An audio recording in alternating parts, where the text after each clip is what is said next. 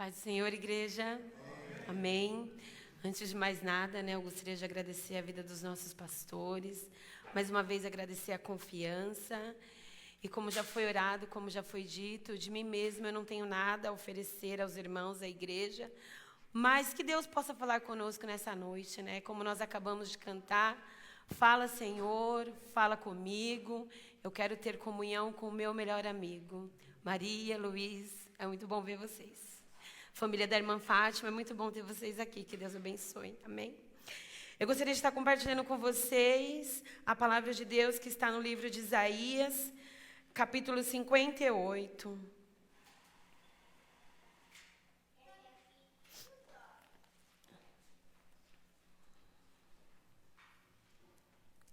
Amém?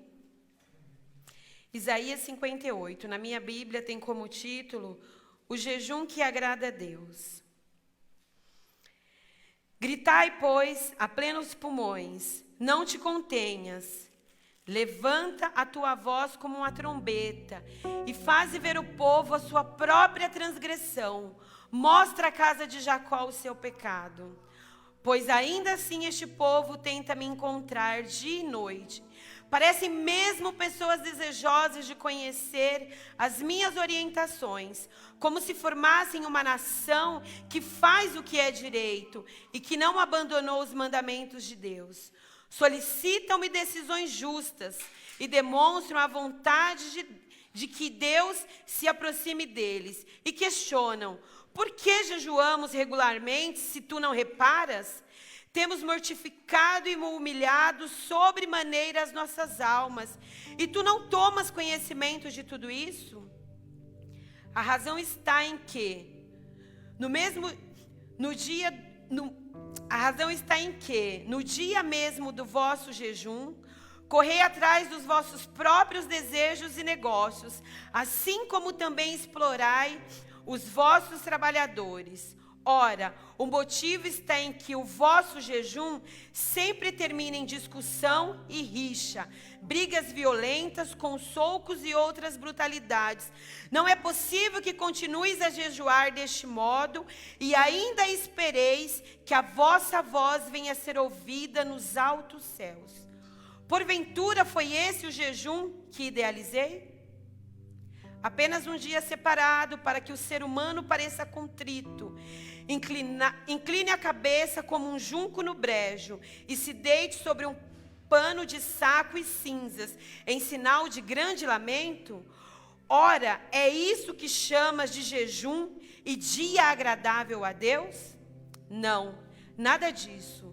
O jejum que desejo não é este, que te liberte das amarras da malignidade e da injustiça, que desfaças das ataduras da opressão, que ponhas em liberdade os oprimidos e que despedaces todo o jugo? Ora, não é partilhar o teu alimento com o faminto, abrigar o pobre e desamparado, vestir o nu e o sem teto que encontraste e não recusar a tua ajuda ao teu próximo? Quando fizeres assim, então a tua luz resplandecerá como a alvorada, e prontamente surgirá a tua cura.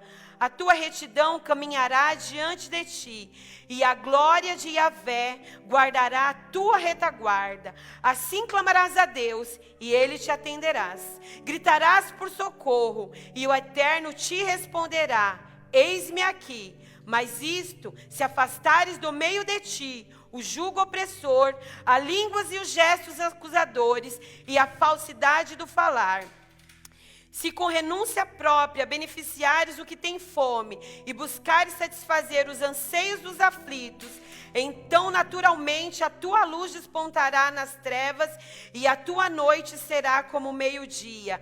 E Yahvé será o teu guia continuamente e te assegurará a fartura, mesmo em terra árida. Ele revigorará os teus ossos. E tu serás como um jardim regado, como uma fonte generosa e borbulhante, cujas águas nunca secam, nunca se esgotam. Amém? Amém, irmãos? Talvez seja uma palavra aparentemente dura, Mas é uma palavra necessária. Isaías foi uma pessoa muito importante para o seu tempo. Isaías foi contemporâneo ao profeta Amós, ao profeta Miqueias. Isaías começou o seu ministério por volta de 739 a.C., no ano em que o rei Uzias morreu. Ele também foi contemporâneo ao reinado de Joatão, Acás e Ezequias. Isaías foi conhecido como um profeta messiânico. Ele é conhecido, pelos historiadores como um profeta messiânico, um evangelista do Velho Testamento. Por quê? Porque ele profetizou acerca de Jesus, porque ele profetizou acerca do novo céus, da nova terra. Ele também profetizou acerca do rei Ciro, que 200 anos antes do reinado de rei Ciro, ele já havia profetizado sobre ele, sobre as benfeitorias que ele faria ao povo de Israel. Então assim, Isaías é um homem muito importante. A sua palavra, tudo que ele fez, o trabalho dele, o legado dele, é de suma importância. Foi muito importante essa palavra naquela época, mas é muito importante hoje também. Se tem uma coisa que é antiga e é atual, é a palavra de Deus. Não existe nada mais antigo e mais atual do que a palavra de Deus. Uma palavra que lá atrás fez tanto efeito no meio do povo, hoje não é diferente para nós. É muito importante para as nossas vidas. Então, irmãos, muitas das vezes nós precisamos parar um pouco, voltar à palavra, rever os nossos conceitos e nos atentar para quem nós somos. Porque essa palavra não foi endereçada aos incrédulos, aos ímpios. Essa palavra foi endereçada a nós. Ela é endereçada a nós. As regras da casa valem para os que são de casa. As regras da casa do pastor Vitor valem para a casa dele. As regras da minha casa valem para mim e para o Badode, que somos os moradores de lá. Talvez algo que funciona muito bem na minha casa não funcione na casa dos irmãos. E talvez algo que funcione muito bem na casa de vocês, na minha não funcione. E está tudo bem. Mas essa palavra é para os da casa. E quem são os da casa? Somos nós. Nós somos da casa. A palavra de Deus é para nós, irmãos. Nós temos que viver o ID? Temos. Nós temos que fazer o ID? Temos. Mas para que quando aqueles que estão do mundo estejam aqui, eles também estejam alinhados a esta palavra. E é o que nós precisamos, estar alinhados a esta palavra. Esta palavra não é preferencialmente para os que estão lá fora. Muitas das vezes nós nos preocupamos muito em querer mudar o mundo, em querer mudar as condutas das pessoas, em querer convencer as pessoas das suas ações, quando nós nos esquecemos que esta palavra é para nós. Isso é para nós, isso é para mim. Isso não é para quem está lá no mundo, quem escolheu viver no mundo. Isso é para mim que escolhi caminhar com Cristo. E é aqui que eu preciso estar. E o tempo passa e a gente esquece disso, e eu me esqueço disso. Esse ano eu completo 21 anos de batizada. E se de tempo em tempo eu não parar e vir aqui e falar, Senhor, fala comigo. Eu preciso me alinhar aqui. Eu vou achar que a minha caminhada está ok, e na verdade não está ok. Estar muito tempo na presença de Deus nos dá uma falsa segurança de que está tudo certo. Mas se a gente não vier aqui, se a gente não visitar esse lugar periodicamente, se a gente não parar e falar, Senhor, fala comigo, eu quero te ouvir, Deus, a gente se perde.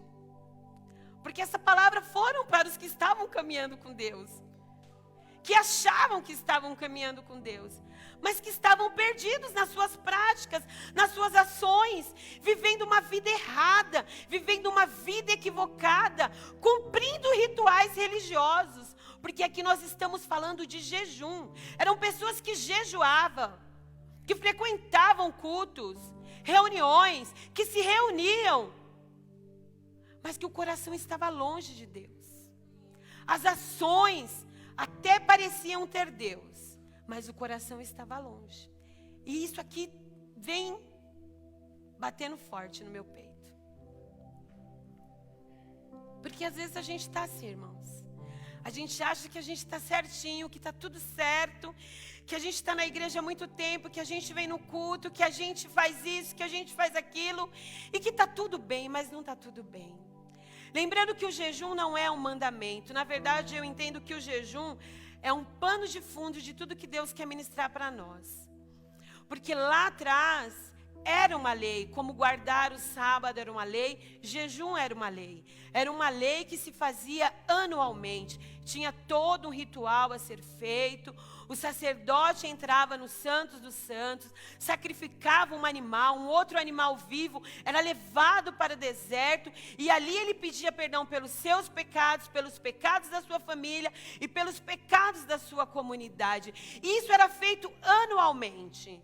Se eu não me engano, a pronúncia deve estar errada. É Kippur, que é o dia do perdão, que eu acredito que os judeus praticam até hoje. Então, assim, jejum não é um mandamento, não é, irmãos.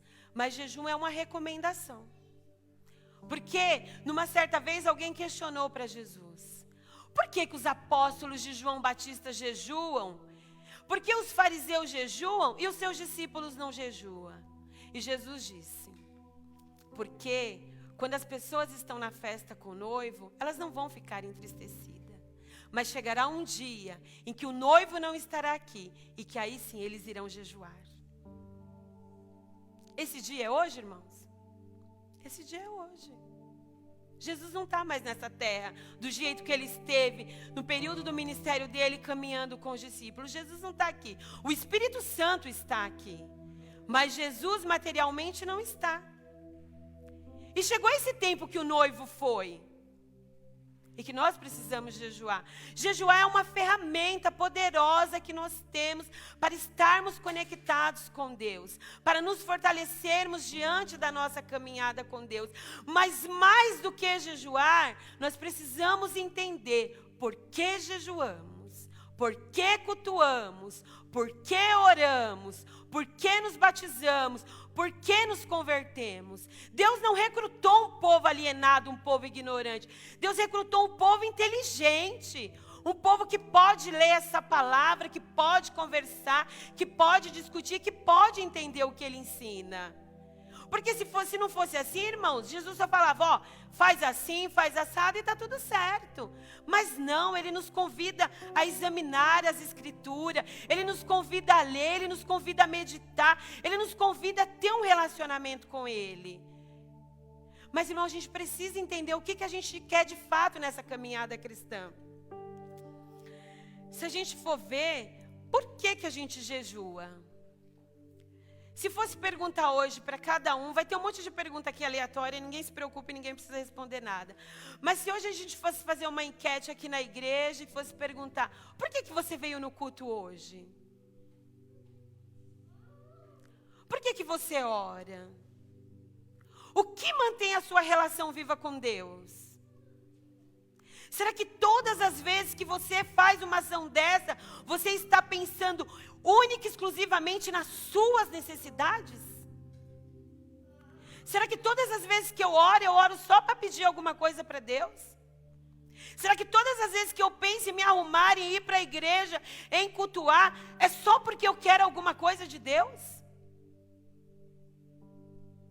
Será que todas as vezes que eu me proponho a fazer algo, é só porque eu quero alguma coisa para mim ou para os meus? E é mais ou menos isso aqui que o Isaías está falando com aquele povo. Vocês questionam a Deus, vocês querem que Deus responda às suas ações, vocês falam que jejuam, vocês se pranteiam, vocês se vestem de cinza, ficam humilhados um dia. Mas na verdade vocês estão pelejando pelo quê? Pelo que nós estamos pelejando, irmãos?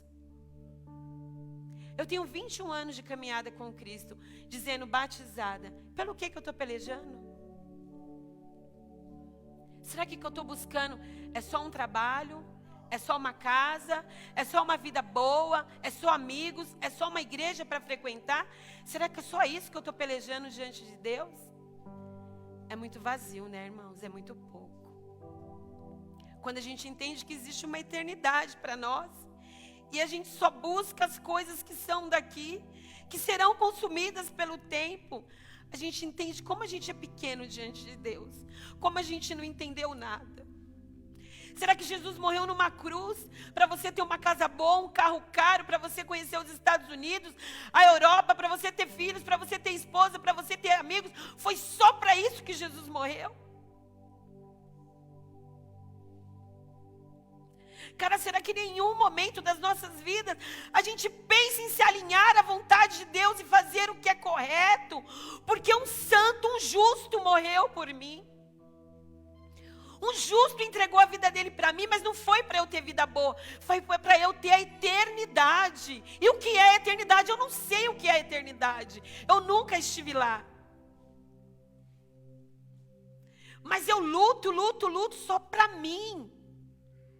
Tanta gente no mundo morrendo, perecendo, mas a minha luta é só para mim, a minha oração é só para mim. É tudo por mim, é tudo pelos meus, é tudo por mim, é tudo pelos meus. Não, irmãos. Não é sobre isso. Nunca foi sobre isso. Nunca foi sobre as nossas necessidades humanas. Nunca foi. Foi sobre mudança de vida. Foi sobre vontade de querer fazer o que é certo. Hoje foi falado aqui sobre amigo. Quando eu me relaciono com os meus amigos, eu não me relaciono porque fulana tem uma casa boa, eu vou ser amiga dela porque ela vai me levar para ficar lá. Eu não me relaciono porque ele tem dinheiro, vai me ajudar quando eu precisar. Não, eu me relaciono porque eu gosto da pessoa, porque eu gosto da companhia, porque eu gosto de compartilhar a minha vida, porque eu tenho alegria de sentar, nem que seja numa calçada, e falar e fazer nada e só contemplar a natureza. E por que a gente não tem essa relação genuína com Deus? Por que a gente não consegue abraçar esse amigo, que é o nosso verdadeiro amigo, e falar: Senhor, eu não quero nada, eu só quero o Senhor. Eu só quero a sua presença, eu só quero ser parecido contigo. Eu só quero ter uma vida transformada por ti. É só isso que eu quero. Mas não todo dia a gente tem uma necessidade. Poxa, Deus não é igual eu, porque se fosse, não dava. Cansa, né? As pessoas virem atrás de nós só para pedir alguma coisa todo dia. Será que eu só tenho coisa para dar? Eu não sou legal? Não tem nada em mim que é mais agradável do que eu possa dar? Então a gente precisa rever isso. Rever os nossos movimentos. Por que a gente se movimenta? Tem alguém doente na minha família? Tem alguém doente na minha família. Tem muitas pessoas doentes. Alguém está de luto. Nossa, tem muita gente de luto no mundo, gente. O mundo está de luto. Eu estou desempregado. Gente, é legítimo, é legítimo. Eu não estou falando que não seja. Eu não estou falando que não seja, é legítimo. Eu também faço isso, todos nós fazemos isso. Mas a gente tem que aprender que existe algo mais. Existe além disso. Poxa, nós somos a noiva, ele é o noivo. Nós estaremos com ele na eternidade. Como que você vai habitar a eternidade com uma pessoa estranha? Como? Eu vou falar o que para Deus? Será que lá vai ser essa relação assim de formalidade? Ele é Deus, eu sou o servo. Eu não sei como vai ser, nós não sabemos. Mas a palavra todo dia nos convida a conhecê-lo, a ter intimidade com Ele, a viver uma vida transformada, a viver uma vida alinhada, a viver uma vida em conformidade com o que Ele ensina. A palavra de Deus lá em Romanos 12:2 fala assim: não vos almodeis a este século, mas que haja renovação na sua mente, através da graça, através da comunhão com Deus. Irmãos, a nossa mente não vai ser transformada se a gente não estiver aqui, diariamente. Se a gente não orar. Se a gente não jejuar. Irmão, existe um tripé de como a gente manter uma vida espiritual. Deus deixou para a gente a oração, Deus deixou a sua palavra, Deus deixou o jejum, Deus deixou esse momento de comunhão, Deus deixou várias ferramentas poderosas para que a gente utilize disso, para nos fortalecer pelo caminho. E com sabedoria, com inteligência, não é só com interesse, é com sabedoria, com inteligência. E Isaías fala isso para aquele povo. Aquele povo estava vivendo errado, um monte de gente passando fome, um monte de gente na rua passando necessidade, bem parecido com o que a gente vive hoje. E eles escolhiam um dia lá para fazer o ritual deles, e clamavam em voz alta, e faziam tudo o que tinha que ser feito, mas na verdade ninguém estava preocupado em viver uma vida boa, mas no coletivo. Era cada um preocupado por si mesmo, cada um lutando as suas próprias lutas. Só que a gente entende que quando Deus abençoa, Deus jamais vai abençoar você só para você. Tudo que Deus não dá é para ser compartilhado, dividido. Seja conhecimento, seja coisa física, seja uma habilidade que você tem.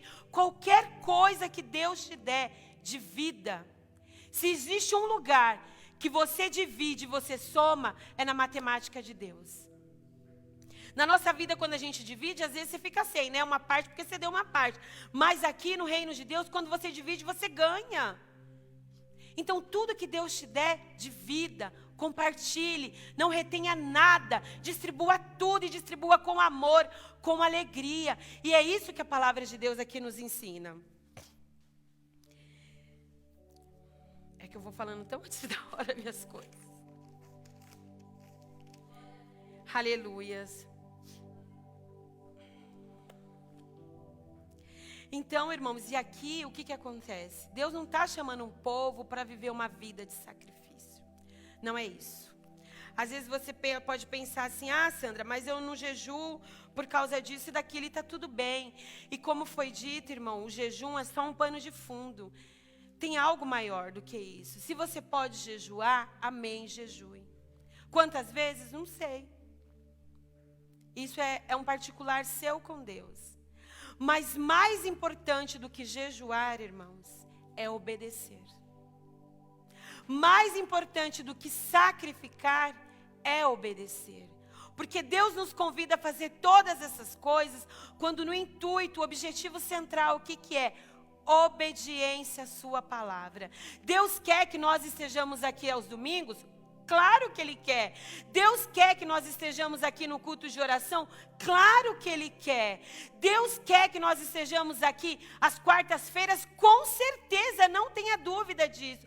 Deus quer que os jovens estejam inseridos nas coisas da igreja? Com certeza. Deus quer que você ore todos os dias na sua casa? Com certeza. Deus quer que você jejue dentro daquilo que você pode, que é um jejum com responsabilidade? Claro que Deus quer. Mas sabe o que Deus quer mais do que tudo isso, irmãos? Que você viva uma vida de obediência a Ele. Porque, irmãos, quando nós obedecemos, todo o resto é muito mais fácil de se fazer. A gente não faz isso para ganhar aquilo, não. Quando a gente obedece, é mais fácil você fazer todo o resto. E olha o que a palavra de Deus diz lá em Samuel para o rei Saul. A palavra vem, 1 Samuel 15, no versículo 22. Contudo, Samuel declarou: agrada-se mais a Yahvé com holocaustos e sacrifícios do que com a sincera obediência à sua palavra? De modo algum. A obediência é melhor do que o sacrifício, e a submissão do coração mais do que a gordura dos carneiros. Então, irmãos, não existe arma mais poderosa do que a obediência. E como nós vamos obedecer a palavra de Deus se nós não visitamos esse lugar sempre? Fica difícil. Fica um pouco difícil. Então é importante, irmãos, que a gente visite esta palavra, que a gente esteja neste lugar de comunhão com Deus, de meditar, de refletir, de entender o que Deus espera de nós. Ele nunca exigiu sacrifício, Ele sempre nos inspirou e inspira para viver uma vida de verdade. Ele é a verdade que é Jesus, que nos liberta.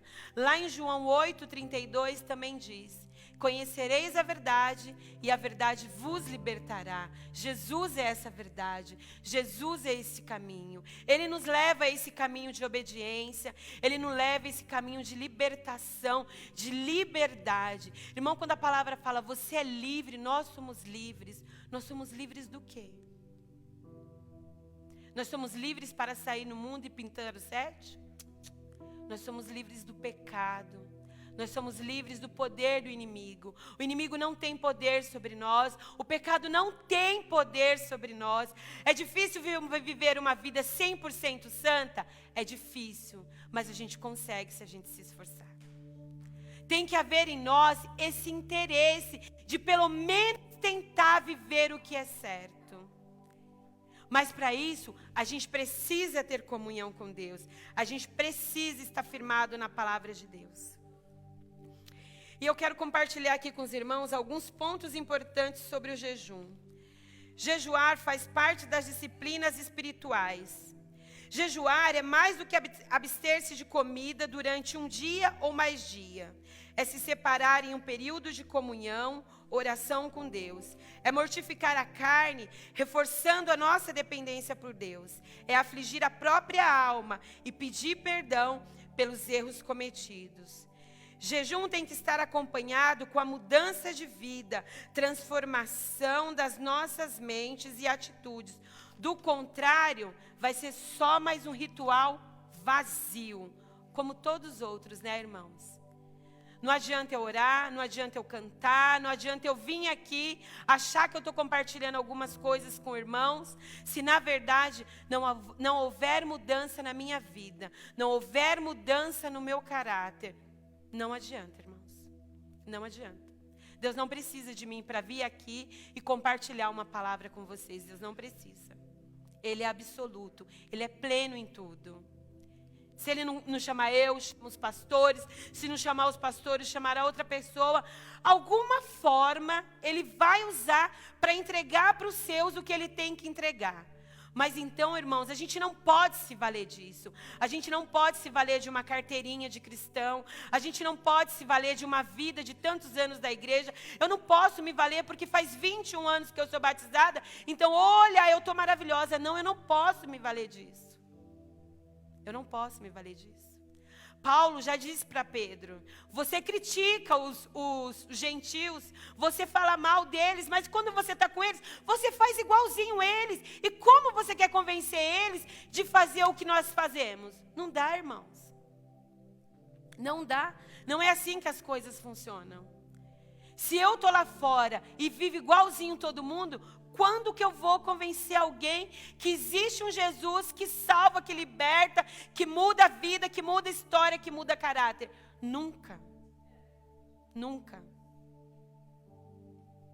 Mais do que o meu falar, tem que ser as minhas ações. Mais do que abrir e fechar da minha boca, tem que ser o meu testemunho vivo. As pessoas têm que olhar para mim e saber que existe um Deus poderoso na minha vida, que tem misericórdia de mim todos os dias e que todos os dias me põe de pé para tentar fazer algo que lembre que um justo morreu na cruz. A nossa vida é para isso, irmãos. Nós estamos aqui é para isso, para fazer valer o sacrifício de Jesus. Para anunciar para esse mundo perdido que existe um Jesus poderoso, que Ele não morreu, que Ele está vivo, que Ele está reinando e que Ele vai voltar para buscar os seus. A gente precisa fazer isso. A gente não pode passar tanto tempo correndo só atrás do nosso bem-estar, só atrás das nossas necessidades, só atrás dos nossos sonhos, enquanto um justo morreu e eu nem sequer faço menção dele na minha caminhada. Será que eu vou ficar quantos anos nessa terra e ninguém vai saber que Jesus caminha comigo? Então foi para isso que Jesus te chamou. Para que as pessoas saibam que existe sim um Jesus. Irmãos, nós temos que ser o rosto que apresenta Jesus para o mundo. Jesus não está mais aqui. O Espírito Santo está. Enquanto Jesus não voltar, a gente tem essa missão. Se Jesus te escolheu, você tem essa missão. Então a gente precisa caminhar firmados nessa palavra. E fazer com que as pessoas percebam que existe um Deus poderoso. Poxa, no mundo onde a gente vê tanta tragédia, no mundo onde você vê professor violentando crianças, médico violentando os pacientes, pessoas passando fome, pessoas vendendo droga, filho matando pai, filho matando mãe, mãe matando filho. No mundo onde a gente vê tanta tragédia, não é possível que a igreja de Cristo não vai se mobilizar. E vai falar, olha, tem esperança para você. Ainda que a sua trajetória aqui na terra seja difícil, existe um lugar reservado para você. Um lugar de paz, um lugar de descanso, um lugar de refrigério. A gente precisa fazer isso. Jejum não é meritório. Ele só te auxilia na comunhão. Em Efésios 2, a partir do versos 8 e 10 está escrito isso. Efésios 2, do 8 ao 10, desculpa, irmãos. Porquanto pela graça sois salvos, por meio da fé, e isto não vem de vós, é dom de Deus, não vem por intermédio das obras, a fim de que ninguém venha a se orgulhar por esse motivo, pois somos criaturas de Deus, realizadas em Cristo Jesus, para vivermos em boas obras, as quais Deus preparou no passado, para que nós praticássemos hoje. Deus preparou lá atrás, para a gente viver hoje. Deus sabia que chegaria esse tempo. Deus sabia que o mundo estaria dessa maneira. Deus sabia. Você foi surpreendido, eu fui surpreendida. Deus não foi. Deus nunca é. Deus é o controle absoluto de todas as coisas. Ele deixou tudo desde lá de trás, desenhado, escrito. Para quê? Para que quando chegasse a minha vez, eu fizesse o meu papel. No tempo de Isaías, Isaías fez o papel dele. Os profetas do passado fizeram o papel dele. E nós, a igreja de 2022, não tem que fazer nada? Tem. Tem muito trabalho para a gente. Talvez vai chegar um tempo em que vão lembrar de nós também. Olha, lá em Guaianazes, na periferia de São Paulo, extremo leste, existia um povo pequeno, mas que fazia diferença naquele lugar. Não vai ter uma Bíblia nova? Não, não é isso que eu estou falando. Mas alguém um dia pode contar a nossa história, não pode? Como vocês que estão aqui há muito tempo, contam histórias de pessoas que vieram antes de vocês. Então, irmãos, nós não estamos aqui por acaso. Existe um papel, existe algo a ser feito nesse tempo. E nós precisamos fazer também. Jejuar de forma discreta e responsável, para não darmos a falsa impressão aos outros de que somos mega espirituais. Eu não tenho que chegar aqui na igreja e falar, nossa, irmãos, eu estou em jejum, faz 7 dias que eu estou jejuando. Glória a Deus, aleluia, eu sou crente. Não, não é isso. Não é sobre isso, não é sobre o que você faz. A palavra de Deus fala, quando jejuares, unge a tua cabeça, lava o teu rosto. E o teu pai, que te vê em secreto, te recompensará. Não faça como os hipócritas, que fica deprimido, abatido, para que todos vejam que estão jejuando. Não é essa a recomendação para nós. Ninguém precisa saber que em jejum. Eu não preciso falar para o pastor, olha, pastor Vitor, estou jejuando não sei quantos dias. Não há necessidade, a menos que eu queira falar, olha, pastor, eu estou jejuando. Ora pela minha vida. A palavra de Deus nos ensina a viver uma vida responsável, uma vida discreta. Ninguém precisa chegar aqui batendo no peito, eu sou isso, eu sou aquilo. Não, não é sobre mim, não é sobre vocês. É sobre Jesus. Sempre foi sobre Jesus. É lícito jejuar no coletivo ou no individual por objetivo comum? É lícito, é lícito.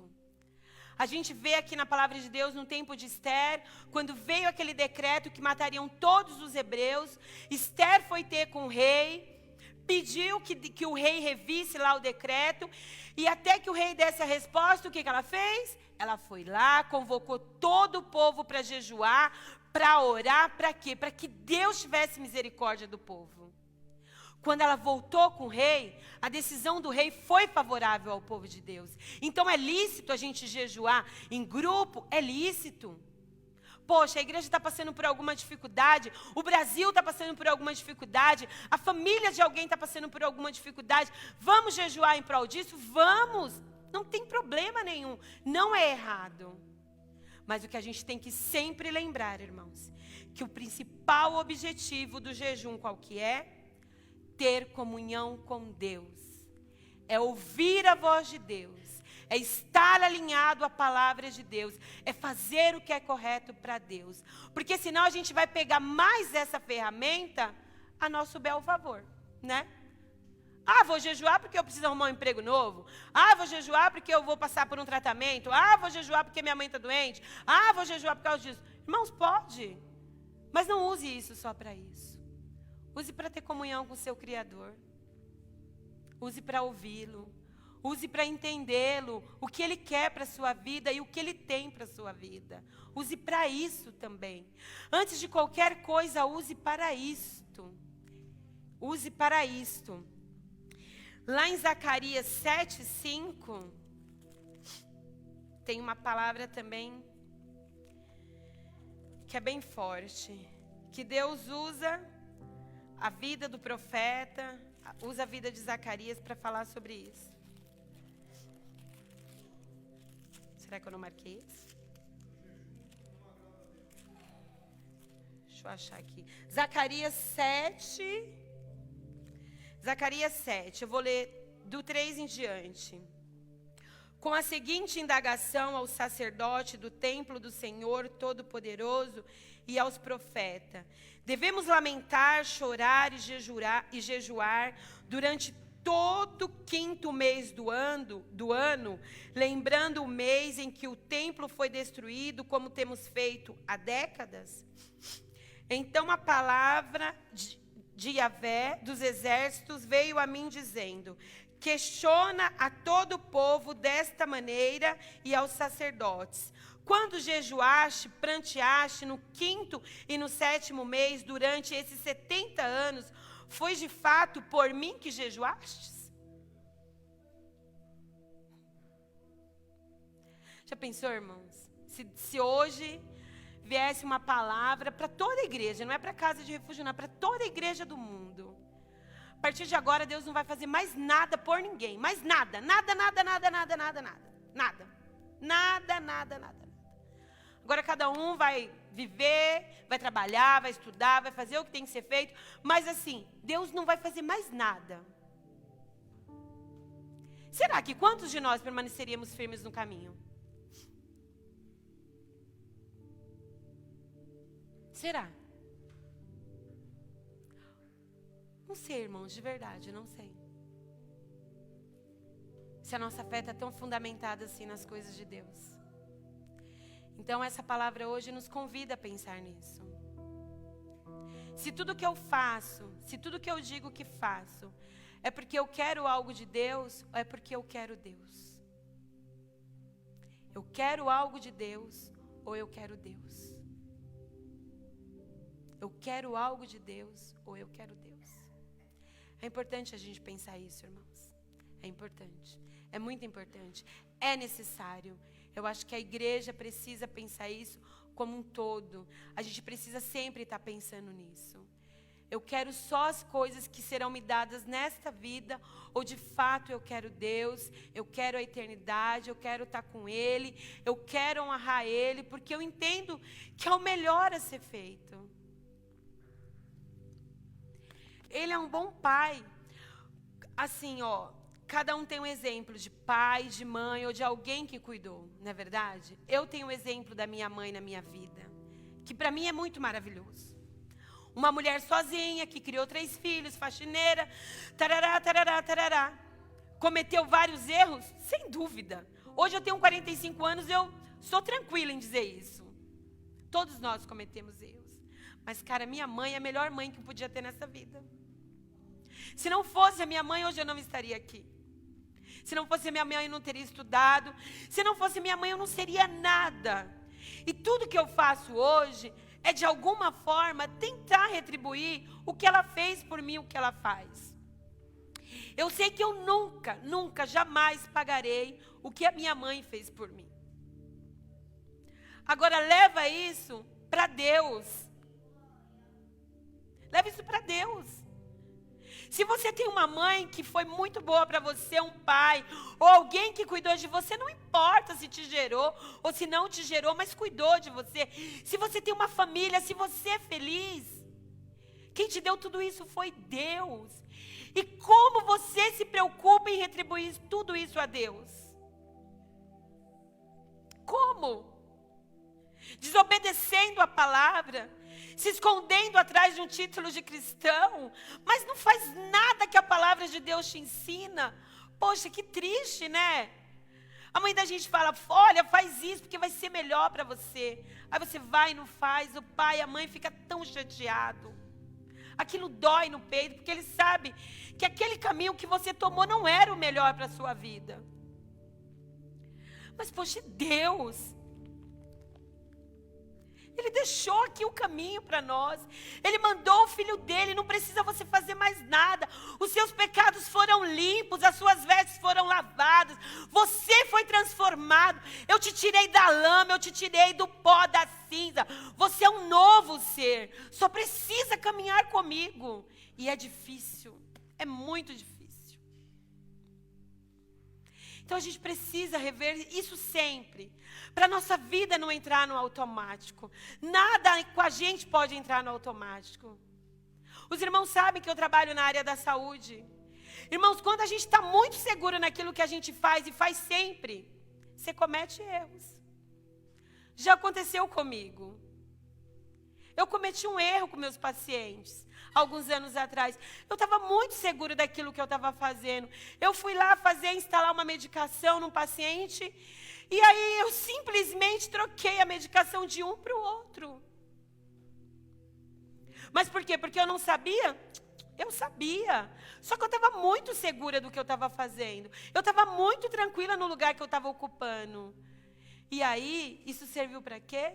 Para eu lembrar que eu não posso. Eu não posso ficar tranquila demais. Eu não posso ficar segura demais achando que eu estou dominando, porque eu não estou dominando. A qualquer momento eu posso cometer uma falha. E tem falhas no meu trabalho que eu cometo que podem ser irreparáveis. Graças a Deus não foi nada grave, não foi nada que causou nenhum dano para os pacientes. Não foi. Graças a Deus. Mas poderia ser. E a nossa vida com Cristo é a mesma coisa. Não é porque eu estou aqui há 21 anos, não é porque os pastores me concedem a liberdade de subir no púlpito e falar alguma coisa, que eu estou muito tranquila. Eu não estou tranquila. Eu não estou tranquila. Eu não estou de verdade.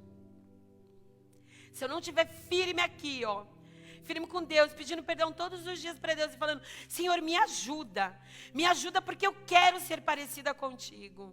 Eu quero vencer aquilo que o Senhor disse que eu posso vencer. Se eu não fizer isso, eu não vou conseguir. E é isso que nós precisamos fazer. Não entre numa zona de conforto na sua vida. A palavra de Deus não é para te trazer conforto. A palavra de Deus é para te confrontar. É para trazer à luz aquilo que você tem feito de errado. Para quê? Para que você se corrija.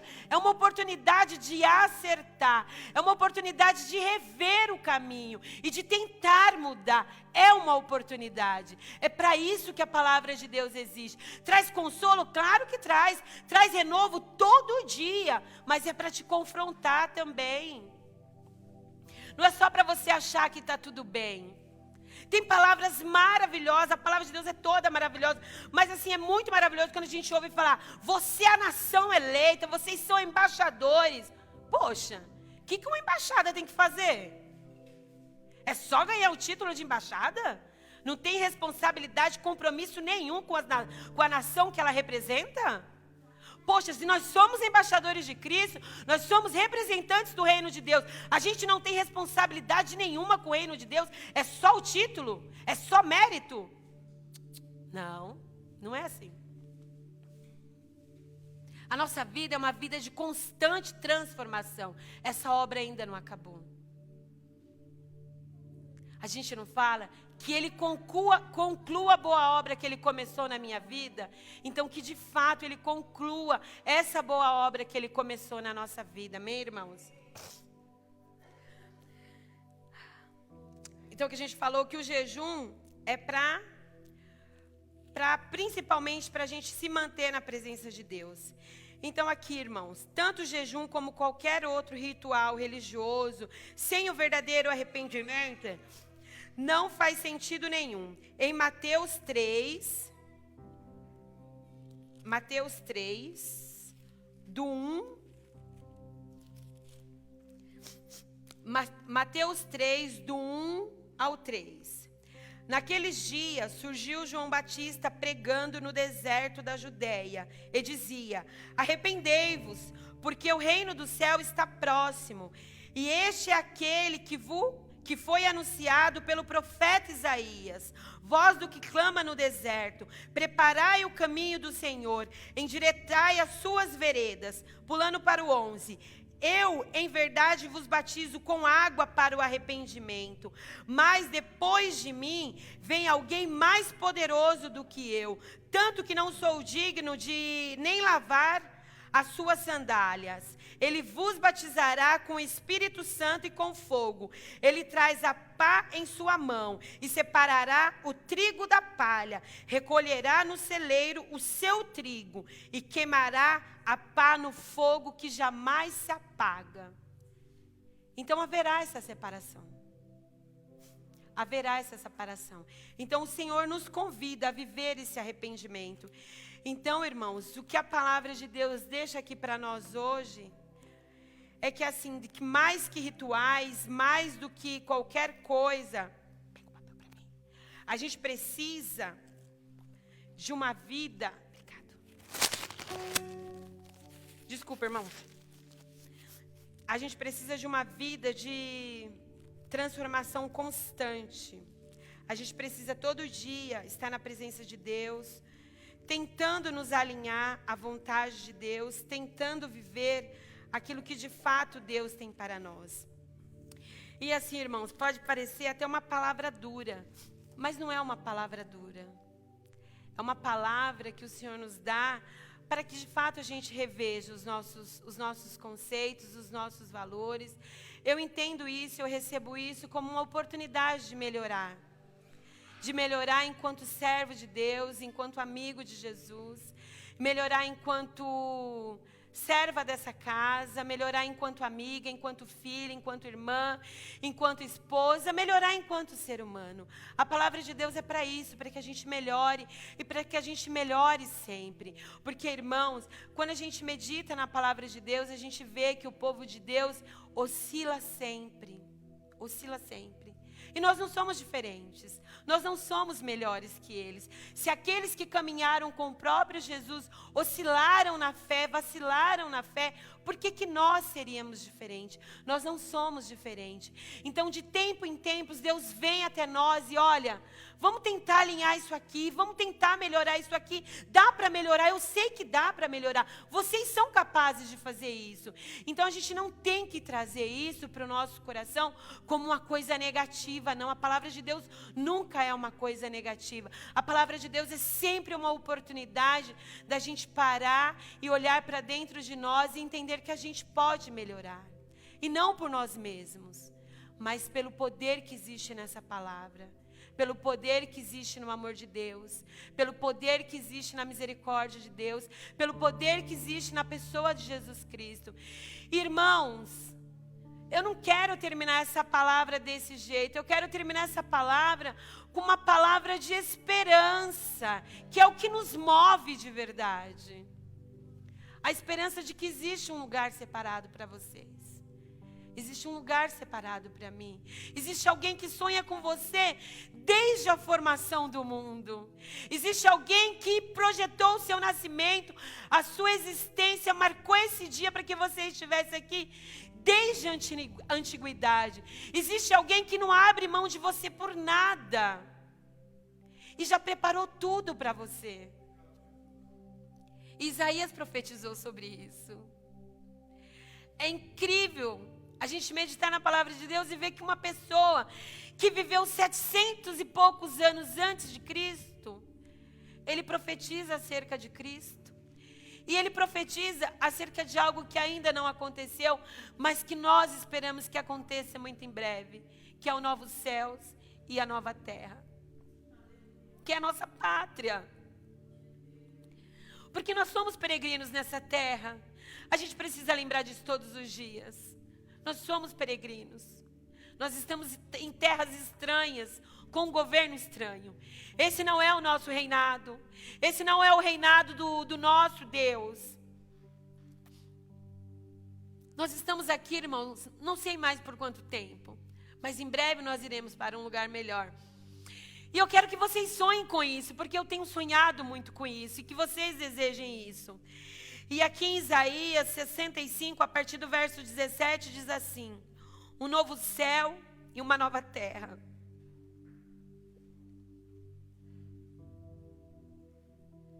Em verdade, eis que criarei novos céus e uma nova terra, e todos os eventos passados não serão mais lembrados, jamais virão à mente.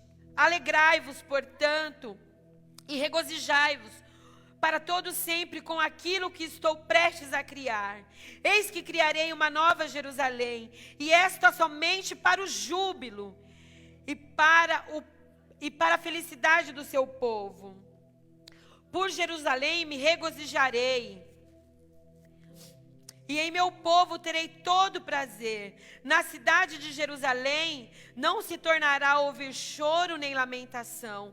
Nunca mais haverá nela uma criança que viva poucos dias, nem um idoso que não complete todos os seus anos de idade. Quem morrer aos 100 anos ainda será jovem, e quem pecar somente a partir de 100 anos será excomungado se não houver arrependimento. A comunidade construirá casas e nelas habitarão, plantarão vinhas e comerão do seu fruto. Não precisarão construir casa para outros morarem, nem plantarão para que outros se alimentem, pois o meu povo terá vida longa como as árvores. Os meus eleitos desfrutarão alegremente do fruto do seu labor. Não mais trabalharão inutilmente, nem gerarão filhos para serem infelizes, porquanto serão um povo abençoado por Yahvé, ele e todos os seus descendentes. Antes mesmo de me rogarem, eu os atenderei. Ainda estarão falando e eu os terei ouvido. O lobo e o cordeiro se alimentarão juntos, e o leão comerá feno, do mesmo modo que os bovinos se alimentam. Mas o pó será a comida da serpente. Ninguém fará o mal, tampouco praticará qualquer tipo de ação destrutiva em todo o meu santo monte. Palavra do Senhor. Irmãos, é esse lugar que você tem que sonhar. É este lugar que você tem que desejar viver o resto da sua vida. É lícito você sonhar, você querer ter uma vida? É lícito, irmãos. Eu não estou aqui fazendo apologia de nada. Não estou mesmo. Deus me conhece. Mas eu quero que no meio de tantos sonhos que você tem para a sua vida, para o seu futuro, para as pessoas que você ame, que você guarde um lugar especial para você sonhar com a eternidade, e para você sonhar com aqueles que você ama, e com aqueles que você ainda não aprendeu a amar ainda, para estarem com você na eternidade. Foi sempre sobre isso, irmãos, foi sempre sobre isso, desde o início. Foi sempre sobre a eternidade, sobre o sacrifício de Jesus, sobre este lugar maravilhoso que nós habitaríamos. E a gente precisa acreditar nisso. A igreja precisa acreditar nisso. Nós precisamos sonhar com isso. Jovens, crianças, sonhem com isso. Eu sei que muitos de vocês têm sonho em se formar, em ter uma boa profissão. Está tudo certo, não é pecado. Mas guardem dentro de vocês um lugar para estar com o Criador. Um lugar para estar na eternidade. Um lugar para viver onde as crianças não vão morrer crianças. Ninguém vai morrer, ninguém vai chorar, ninguém vai sofrer, ninguém vai passar fome. Não vai haver necessidade de nada. É muito triste hoje a gente ligar a televisão e ver aquelas mães chorando porque não tem comida para dar para os filhos. É muito triste, é muito doído. Mas existe um lugar que o Senhor prometeu para nós que isso não vai existir. É muito triste no meu dia a dia eu ter que ver crianças morrendo, bebês morrendo. Uma coisa que para as mães que estão aqui sabem que, poxa, a gravidez é algo sonhado, desejado, planejado. E de repente na vida daquelas mulheres tudo mudou. Não foi nada do jeito que elas sonharam, planejaram.